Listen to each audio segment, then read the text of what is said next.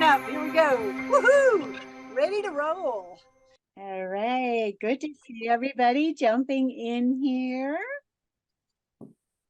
I love that doorbell. That means people are here and ready to join us. I love that. All right.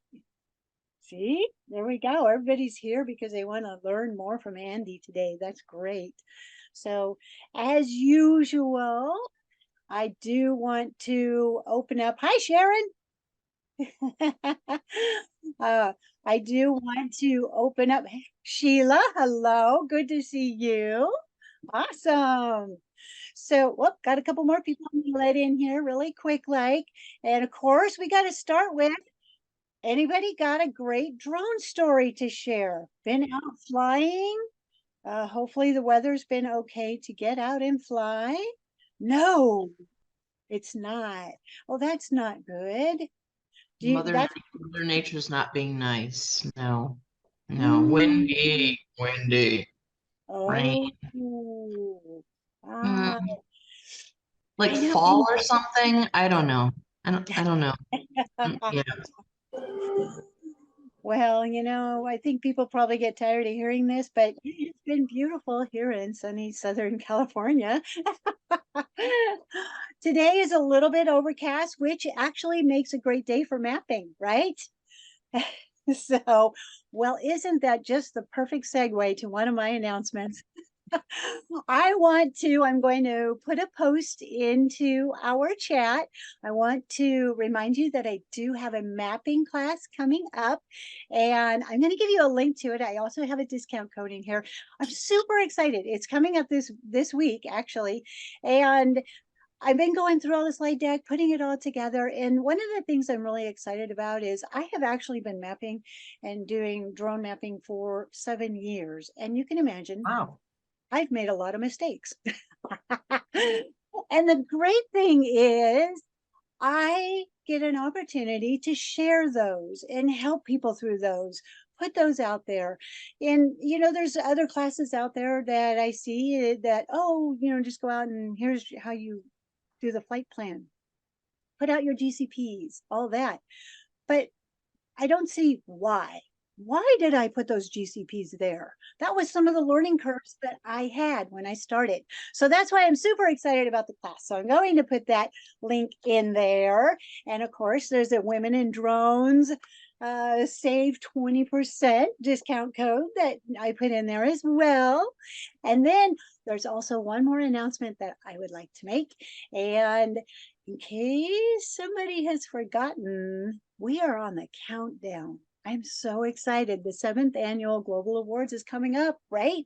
Highlighting trailblazers in the industry. Smithsonian Air and Space Museum, here we come.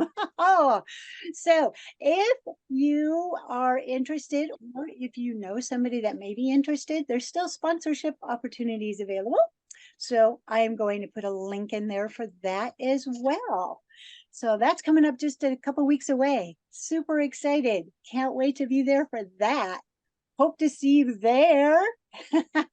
Look, we already got to love that one, right?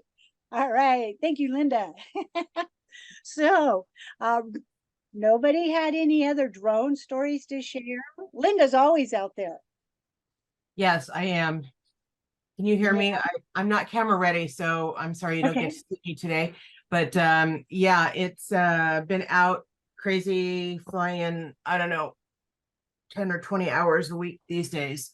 So it's crazy busy, which is, yeah, lots of projects in Las Vegas going on. Wow. Well, that's good news. Yeah, which means I fly for 5 or 6 hours and then I come back to my office in our home and work for another 8 or 10 hours with what I flew with. At this point, we need to hire someone, Linda. I know, but you're starting to get there, it sounds like. Well, my hubby does all the video editing, thank God for that. But no, not hiring. Not yet, but it sounds like you are very close. Yeah. No. Only Uh, 24 hours in a day still, I think. Yeah, I know. And Yeah. hockey season starts today. oh, See, yeah. I know. Golden Okay. Knights So tonight. I always say, and this is going to be a great segue into the speaker as well, but ride the wave, right? Oh yeah, well you Because have to while they're calling. yeah, Yeah, exactly. yeah. And you do. And you hope the calls keep coming, but yes, definitely ride that wave. Yep. Yep. So okay, that is a great segue to my guest speaker, right? We're out there talking about oceans and all that waves. So I'm super excited to have the guest speaker here today. Andy is with us today, and he is going to be sharing how he has revolutionized whale science. His flagship program is SnotBot. We have been hearing about SnotBot for years, and he's going to share about that today and other programs that he has going and how he has utilized drones in the industry. So, Andy, thank you so much for joining us today. I am going to make you spotlight for everyone and super glad to have you here today. My pleasure. Really great to be here, and thanks very much for having me. And yeah, let me just figure out where I'm going here, and we'll get this started. So how does this look? Can everyone see the screen? Everyone see the image of the whale and the drone, and is it all looking good? We do have the grayed out box at the very top, but we can see the whale. Okay, yeah, I see the gray box as well, but I can't figure out how to. I can move it around, but I can't get rid of it, I'm afraid. Okay, well, if we keep it One small, down at the bottom. yeah, it's Yeah, I've got it at the bottom now. Hide so video panel. Let's see what that does. No, that's not it. Hide. if we can keep it small and at the There we bottom. go. Is it Now gone? nope, it's Now right it's in the middle. Oh, There it okay. goes. No, you're Now it's good. gone. Oh, okay. It's gone. Absolutely perfect. Okay. Yeah. Are we good? Yes. Okay, great. Well, I will get started then. And I did mention, oh, it's come back. Well, I feel like it might come back every time something happens, but I don't really know what I can do about that. So yeah, I'll go ahead and get started then. So thanks for the introduction. I'm Andy Rogan. I'm the science manager at Ocean Alliance. And Ocean Alliance is a nonprofit whale research and education group based in the States. And yeah, I mean, through this group and everything, I'm sure you've heard of far more varied applications of drone technology in today's world. And clearly, what I do is very specific to whales and using drone technology in whale science.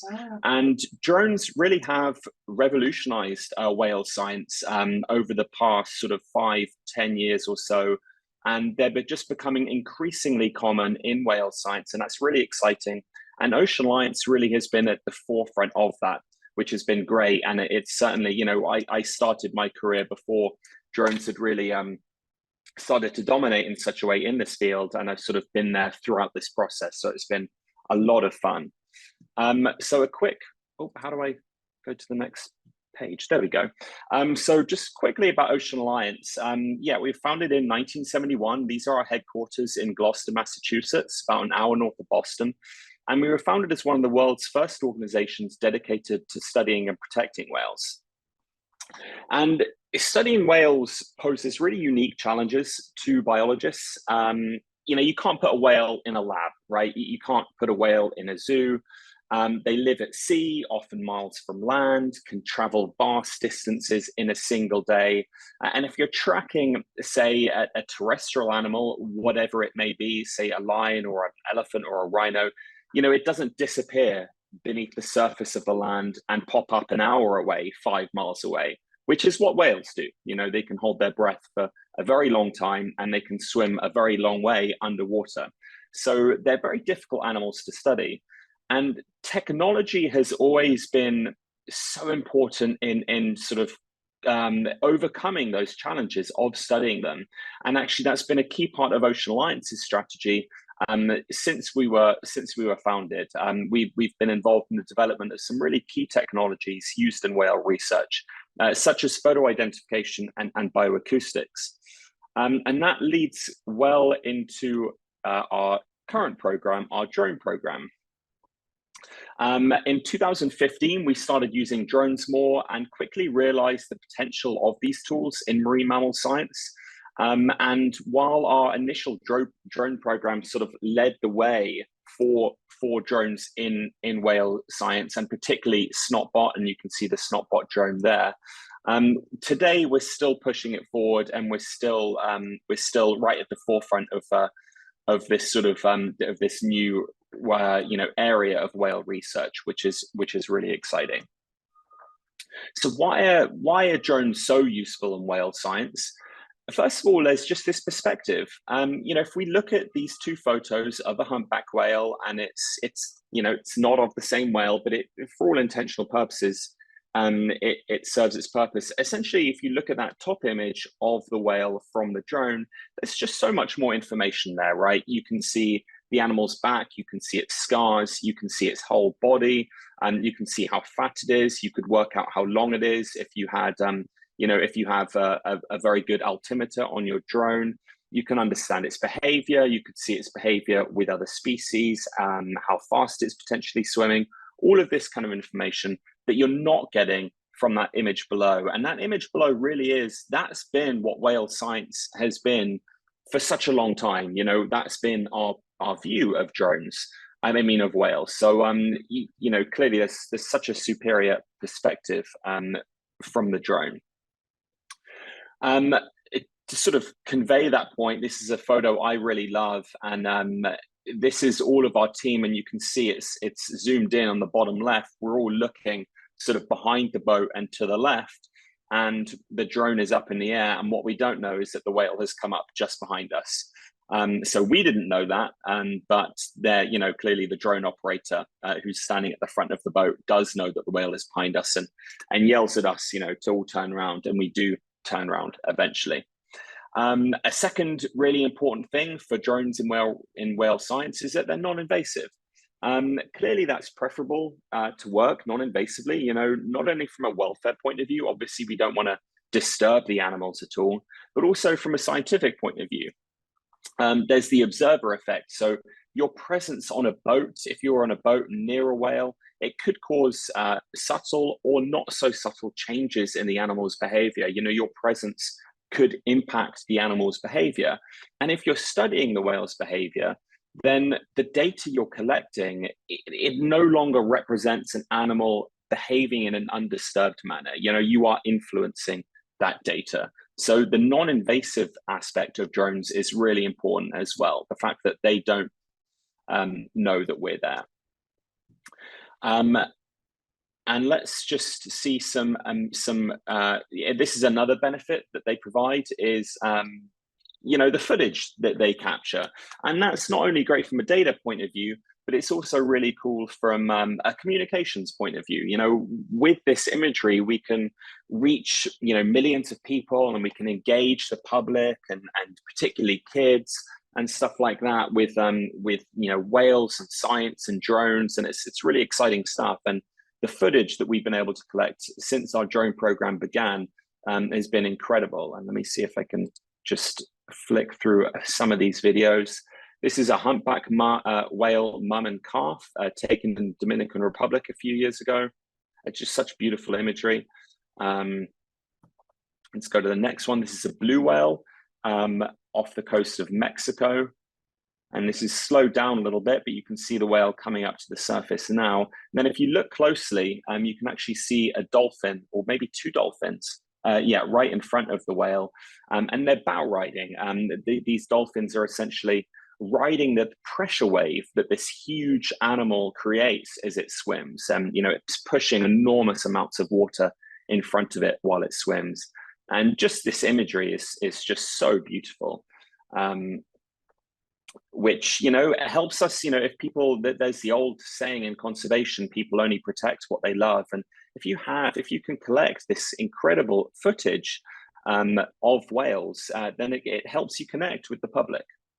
Let me just see. There are a bunch of questions in the chat, so let me have a quick look Yes, here. there And yeah, please do ask any questions as we go along, and I'll make sure that I check in the chat box. Well, we have Not one your average inspire. We do have a couple Sorry, questions. go ahead. You kind of have already addressed this, but Sheila was asking about, do the drones bother the whales at all? And piggybacking on that, to ensure that they're not bothered by it, what elevation are you flying?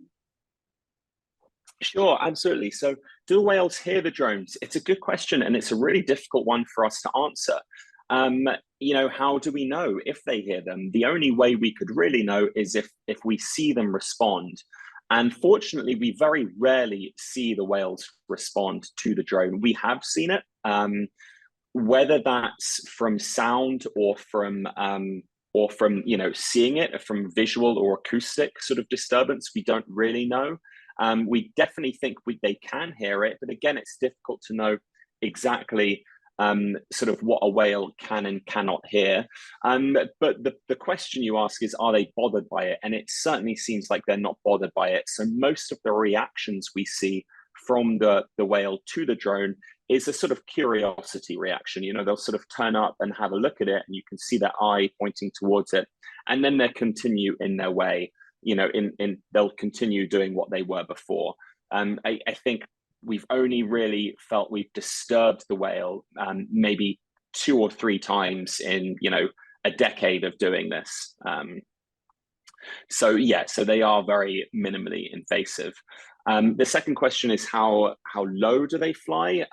It depends what we're doing. If we're doing snotbot and we're collecting the blow from a whale, and I'll get into that in a little bit, then we have to be quite low, and that also depends on the species. A smaller whale has a smaller blow, which means we have to fly lower. In the US, I believe we can fly no lower than 8 feet, or it could be 10 feet. So that's the limit here, but different countries have different rules on how high you can fly above the whales. And there's another question: do we have opportunities for the public to get involved? That's something that we could speak about later on. Ocean Alliance is quite a small group. There are actually 3 full-time employees at Ocean Alliance. So we do, we're not a big group like WWF or Oceana or some of these big ocean conservation research groups, but this is absolutely, we do try and do a lot of education. So that's something we could speak more about later on or at the end of the PowerPoint. Okay, I can keep moving on here. Let's see if I can get to the next slide. Here we go. So another aspect of drones that makes them so useful in whale science is that they can collect a really broad spectrum of data. And I'll go through some of these later on, but essentially with a single tool, you can just collect a bunch of different data streams, which is really important. Last but not least, and in my opinion, the most important advantage drones offer, at least in our field of whale science, is that they're cheap. Clearly there are some very expensive ones, but for the most part, you can get a relatively inexpensive drone. In that top left, we've got a Mavic there. What this drone can do for that cost, for $1,000 or $500 or $1,500, whatever, is extraordinary. They can collect such great data at such a low cost. And why that's so important is it means more people around the world can use them to collect data. Whale science has traditionally been very expensive, and drones are almost democratizing that. They're empowering local scientists around the world and will lead to sort of huge comparable data sets being collected. And the more data we have about these animals, the better we understand them, the more effectively we can protect them.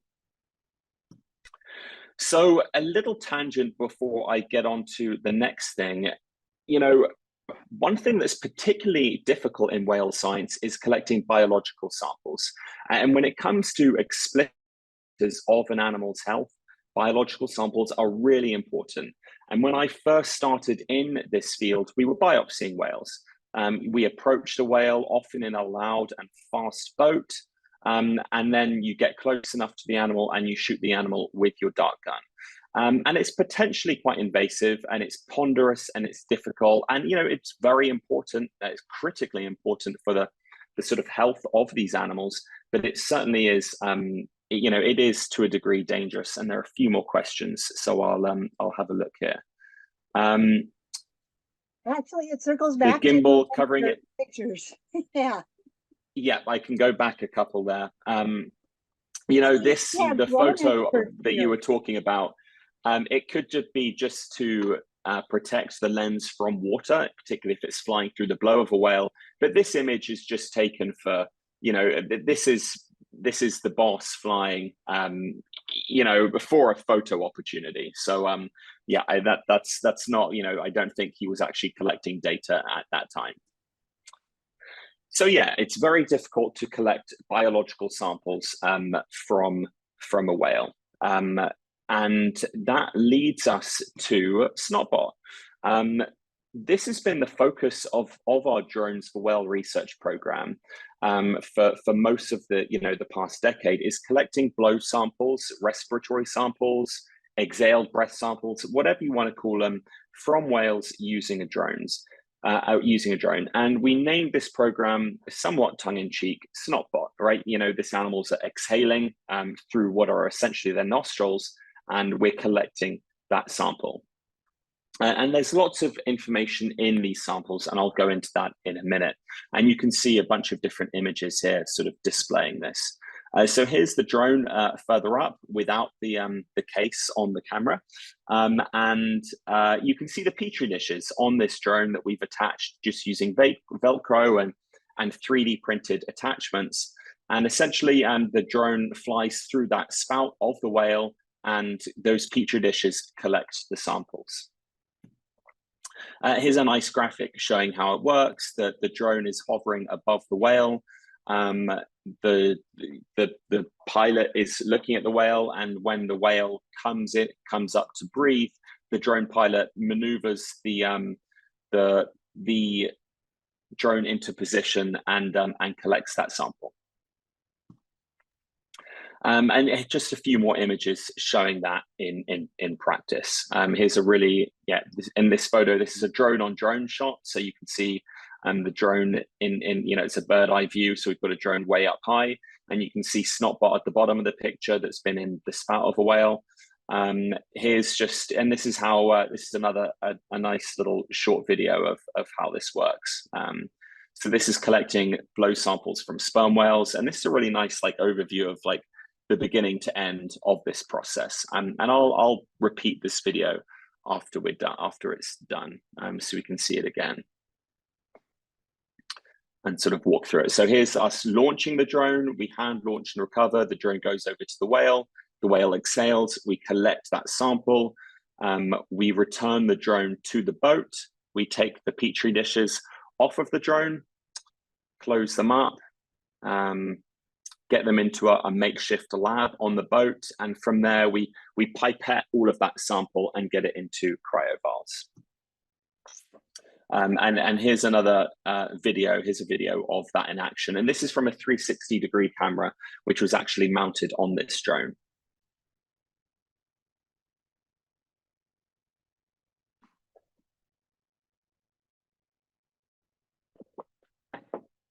And I'll just quickly have another look at the questions. There's a question about internship opportunities. This is something that, we can talk more about this at the end of the chat. There are certainly some groups out there that do offer internships and things like that. So we'll cover more of that at the end, if that's okay. A few more images here. Here's so you can see the actual sample on the Petri dishes there.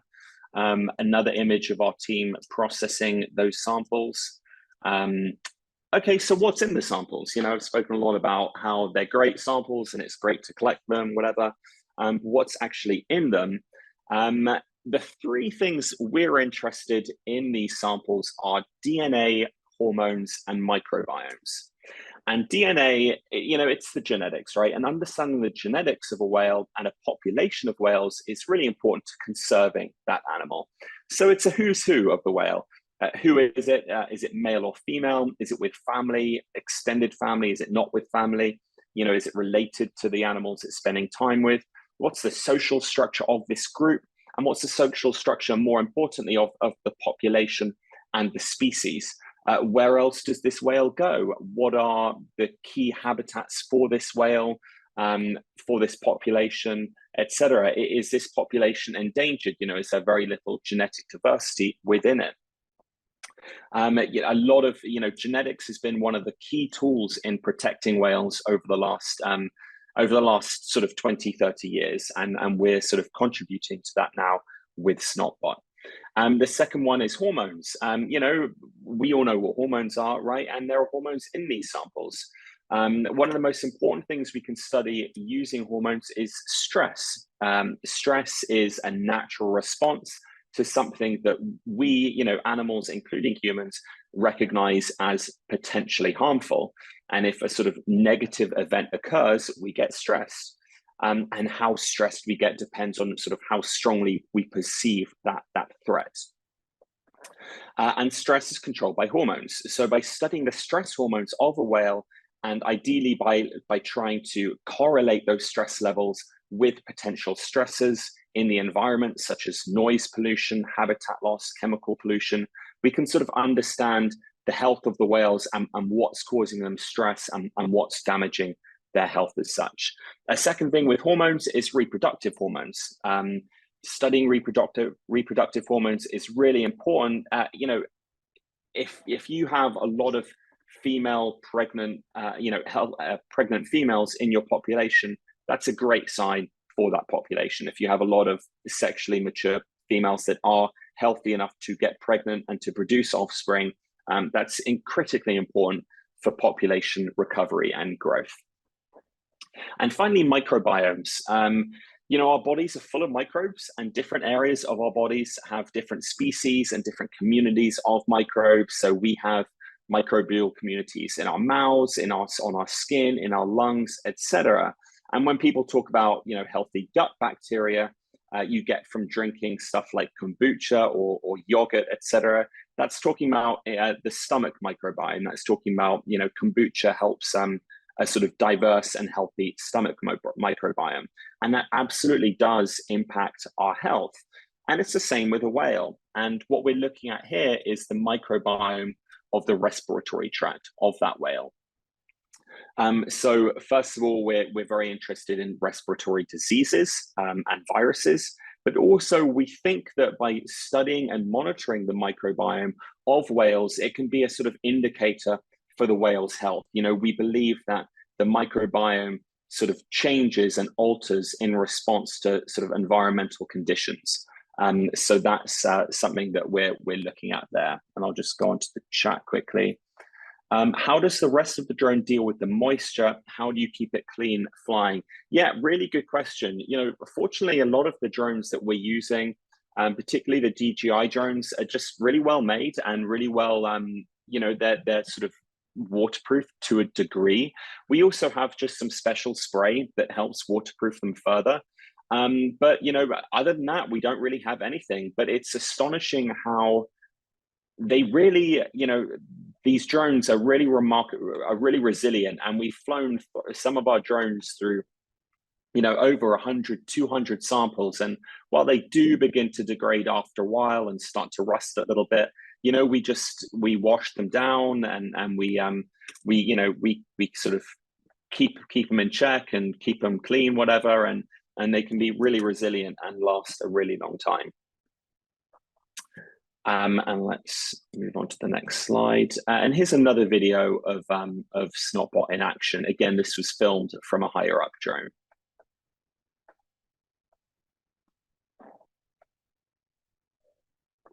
And I love that shot. Again, it's slowed down quite a lot, but you can really see, you know, how everything works there.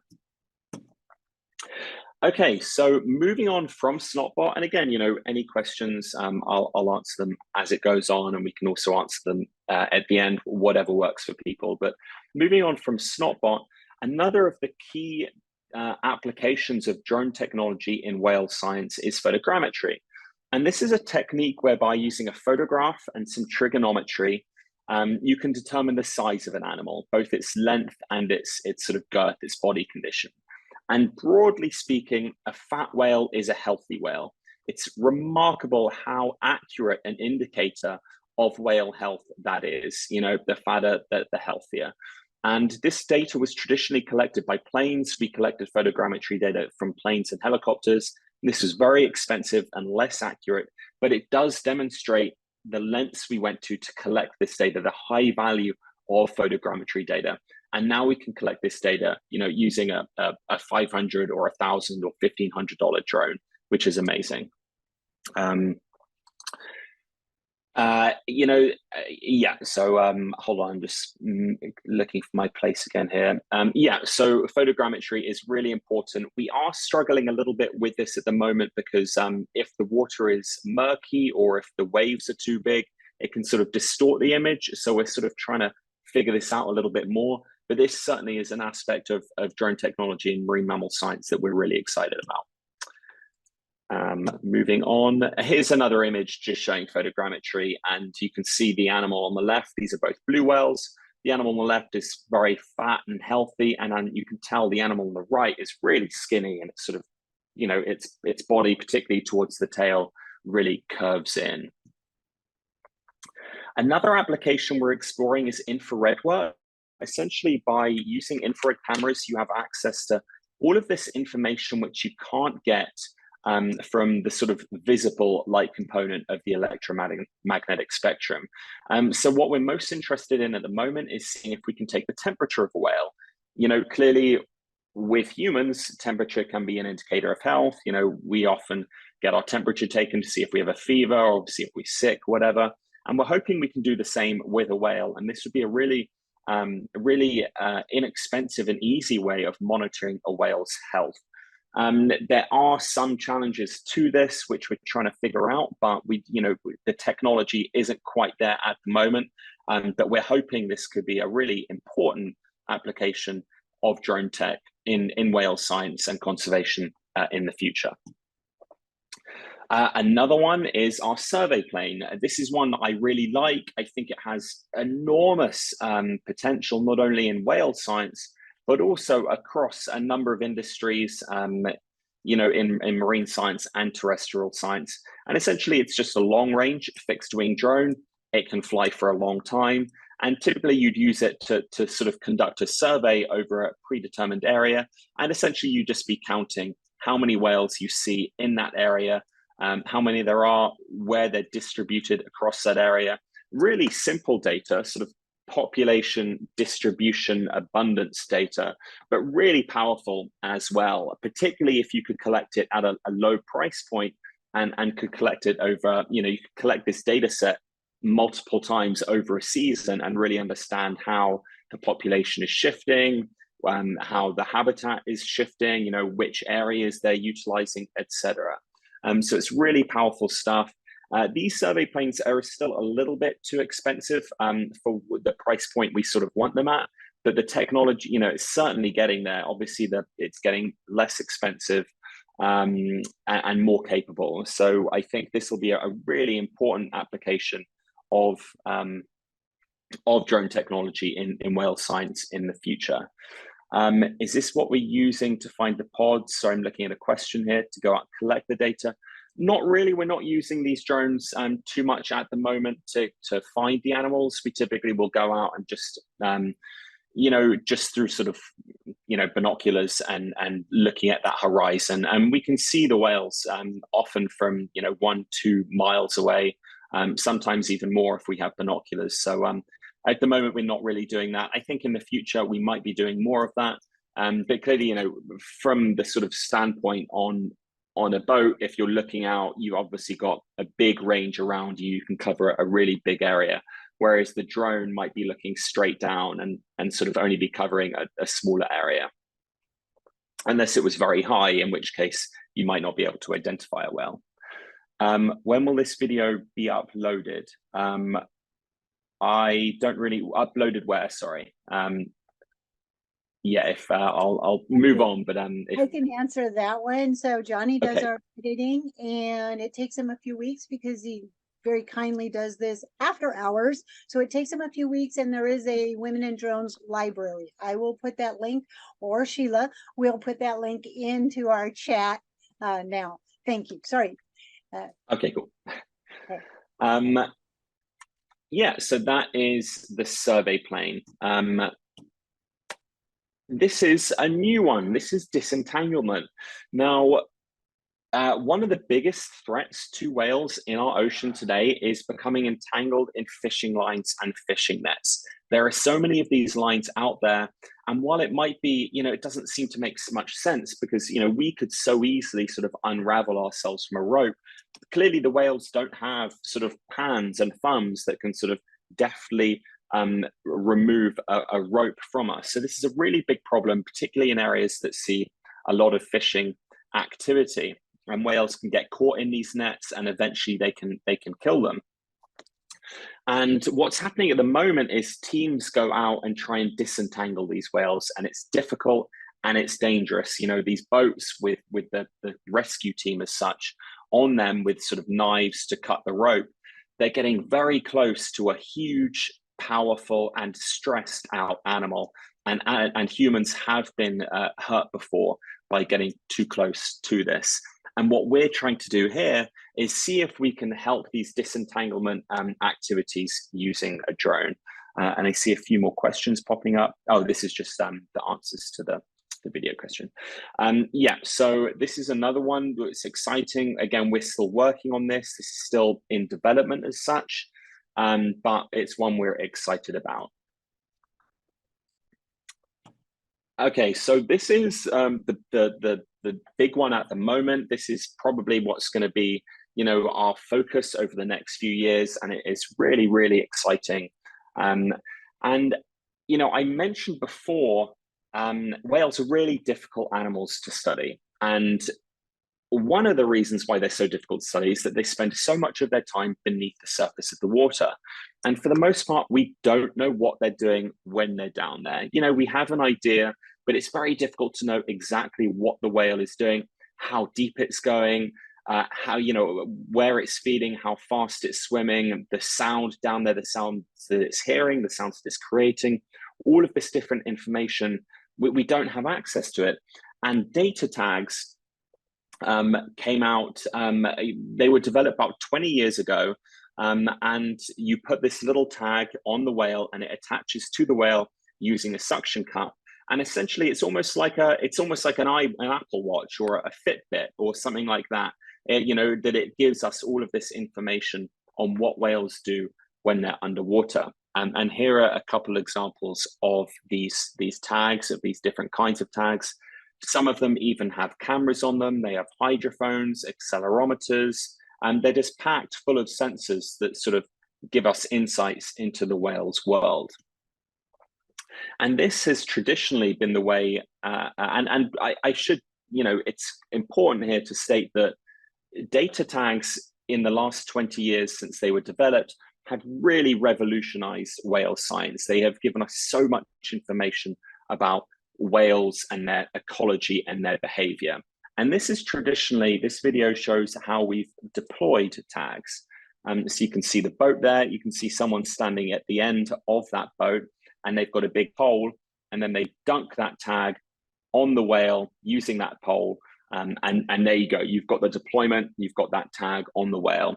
And you can see how this would be potentially quite difficult. You've got to get very close to the animal. It might not want you getting close to it, and potentially quite dangerous as well. You see this whale react at the end and flip its tail, and that tail is immensely powerful and can do a lot of damage. So yeah, again, we're just as powerful as this data is, as amazing as data tags are, they are difficult to get on, and it is potentially dangerous to both the humans and the whales to deploy them. And here's another image showing this taking place. And this is Ocean Alliance's new program, and we tried this for the first time in February 2022. And we essentially wanted to see if we could deploy these data tags using a drone. You know, these tags, again, I keep on saying it, but they are so important for whale science. And the big problem with them is that they're difficult to deploy. And so we thought, you know, okay, we're good at drone technology and development.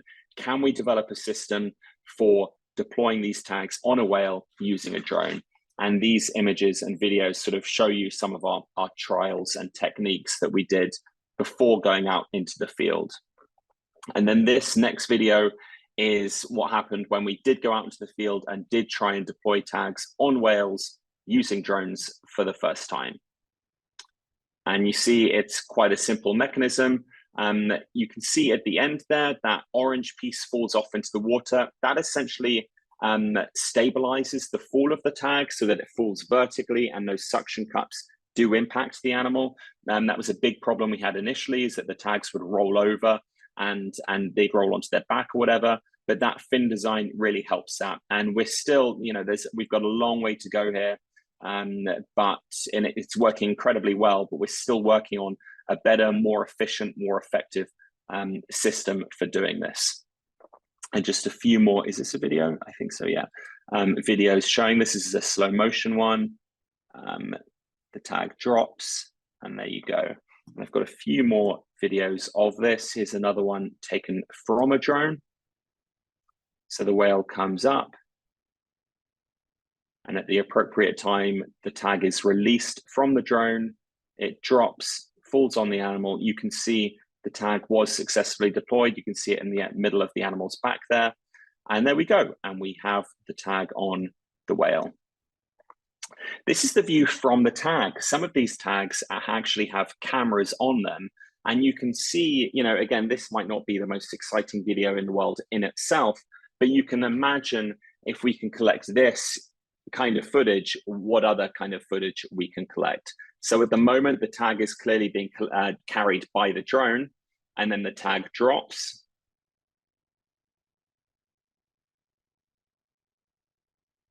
And you get to follow the whale into its underwater world. And, you know, I'm sure you can imagine just how powerful this data is and how great a tool for science communication it is that we've sort of got this camera. We can see more of what the whale is doing.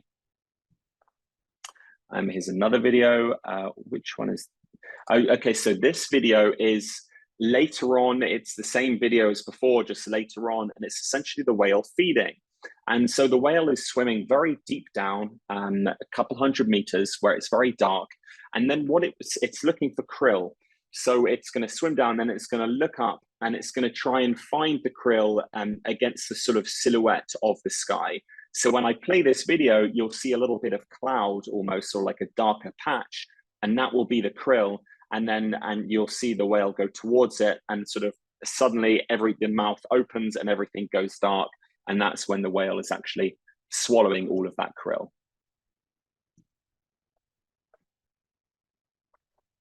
So the whale is pointing up. You see that cloud at the top. That's all the krill. And then the mouth opens wide. The animal rolls over and swallows all of that food. And now it just goes dark again because it's going back into the depths. And actually, before I do this video, let's go back to the questions.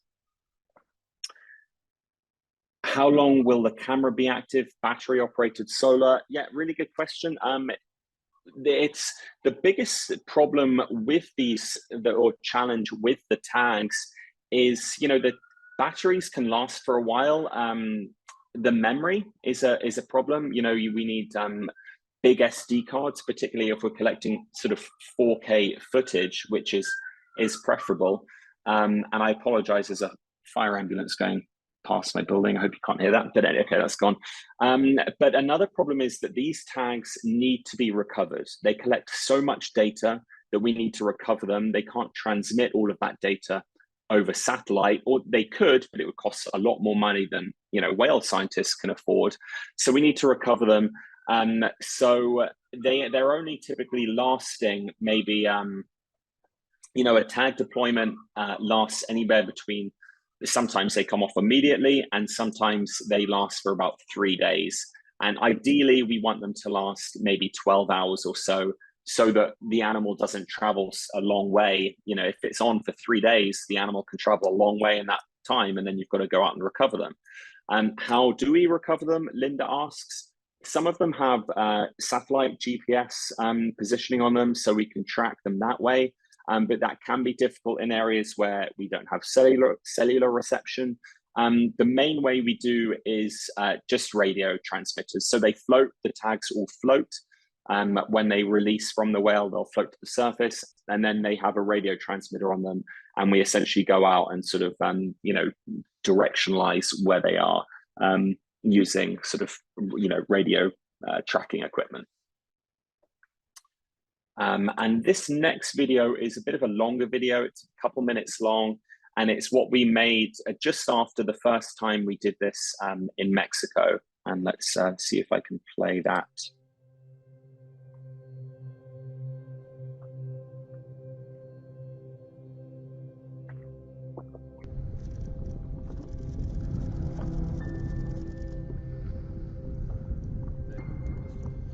Diving.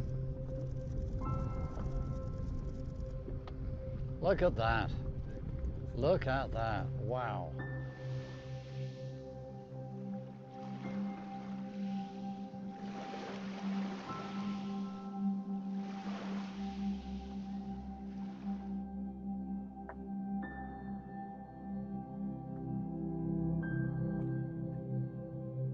Four suction cups. A little bit of tube on the lawn diet, even though the principal thing is to offset the weight. Straining to get rid of the water and separate the water from the krill. Now it's going back down to do the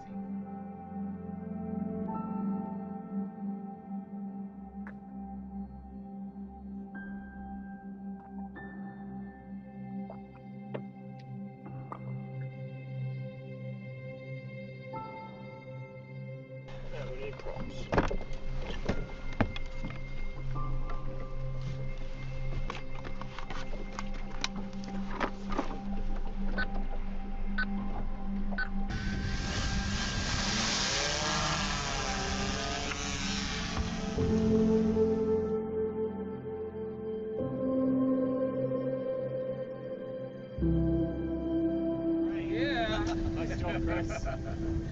World's first, right here.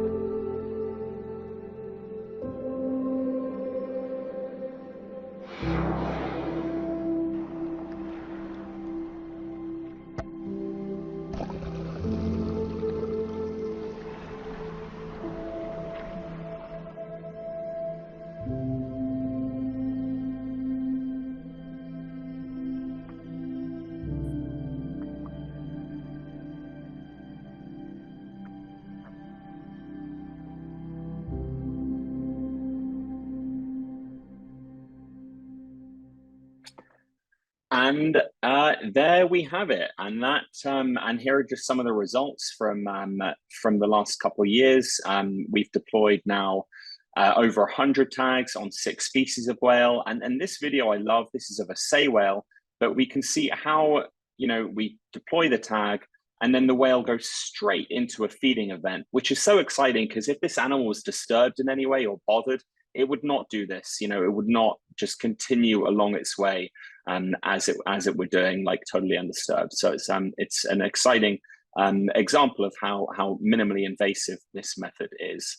And that is the end of my talk, and I will stop sharing my screen.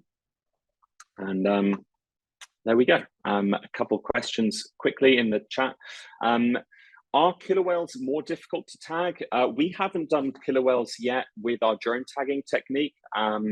You know, they are smaller than the other whales, so it's a really good question. It is something that we want to explore. We want to try it at some point in the future.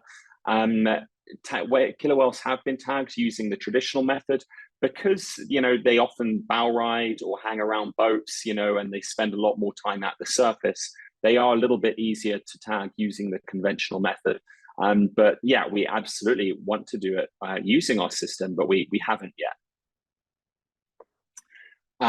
Another question, question for Andy. As someone who is passionate about marine science but doesn't have a formal degree in this subject, I've been pursuing UAS and GIS.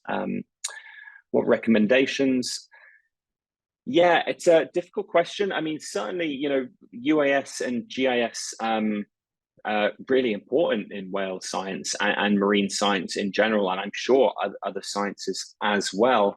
I think, you know, reaching out to groups, you know, ideally locally to you who are maybe doing this research and saying, do you want to collaborate? Is there any way I could help you? Things like that would be one way of doing it. I definitely don't think you need a formal degree as much as, you know, obviously formal degrees often do help, but they're certainly not necessary, particularly if you have these unique skill sets. Certainly the main drone guy at Ocean Alliance, while he does have a degree, he's certainly not a biologist. He was a technologist and engineer, and that's why he's at Ocean Alliance. So I think that's one way. You know, the problem, I hate to say, with a lot of this field is a lack of money. You know, Ocean Alliance is a nonprofit, and none of these groups are for profits, right? Even if they're, you know, universities or whatever. So funds are often pretty limited. So that's another challenge. You know, I do a lot of fundraising in my day-to-day job. Everyone at Ocean Alliance does. So that's another thing to consider. You know, if you have any fundraising skills, etc., that could be pretty helpful. But yeah, I mean, I definitely think, you know, UAS and GIS skill sets are super valuable in these fields. So I think just approaching different groups and researching different groups and asking them, you know, particularly local groups, if they want any help or anything like that would be a good way to go there. Awesome. This has been phenomenal. So interesting and such great information that you've provided. I know we are kind of running out of time, but I would like to circle back to one of the questions that we had regarding the internship opportunities that you thought might be available. Yeah, I think if you want to, I can put my email address in the chat because it's a really important question. Yeah, let me and if the person who asked that wants to email me, I can sort of go into more detail. I think the key there would be, again, similar to the last question, would be reaching out to local groups. You know, there are plenty around the world, and both within the States and elsewhere. Obviously, more along the coastlines where this research is taking place.